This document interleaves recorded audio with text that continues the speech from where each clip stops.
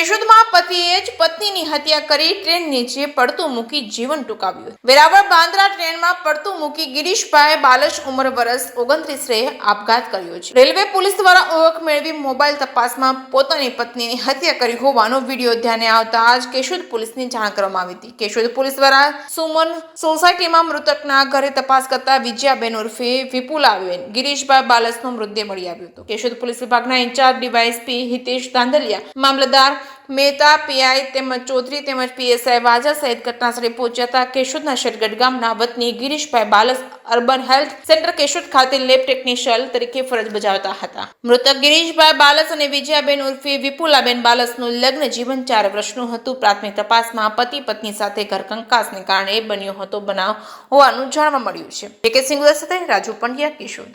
આજે બપોરના સમયે કેશોદ પોલીસ સ્ટેશન ખાતે કેશોદ રેલવે તરફથી જાણ કરવામાં આવેલી કે ફાટક પાસે એક યુવાનની ડેડ બોડી રેલવેના ટ્રેક પર સુસાઇડ કરવા માટે આવેલો અને કપાઈ ગયેલી હાલતમાં મળેલી છે।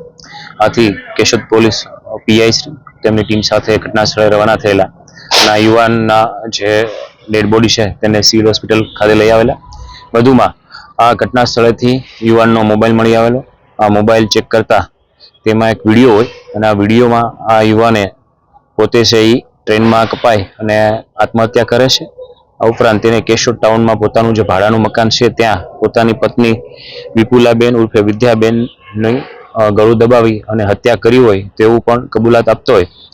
આ વિડીયોના આધારે સૌપ્રથમ આ યુવાનની જે ડેડ બોડી છે તેને સિવિલ પહોંચાડ્યા બાદ કેશોદ પીઆઈસી જાતે પોતાની ટીમ સાથે છે કેશોદ ટાઉનમાં આવેલા આ યુવાન ગિરીશભાઈ બાબુભાઈ બાલશ જે ભાડેથી જ્યાં રહે છે તે ઘટના સ્થળે આવતા ઘરનો દરવાજો બહારથી લોક હોય જે તેના પરિવારના સભ્યોને સાથે રાખી પંચોની સાથે રાખીને લોક તોડતા ત્યાં ઘરની અંદરની સાઈડ વિપુલાબેન ઉર્ફે વિદ્યાબેનની છે મૃતદેહ મળી આવેલો અને જે સ્ટ્રેંગ્યુલેશન એટલે કે ગળું દબાવી અને હત્યા કરી હોવાનું હાલ પ્રાથમિક રીતે છે એ જણાઈ આવેલું છે।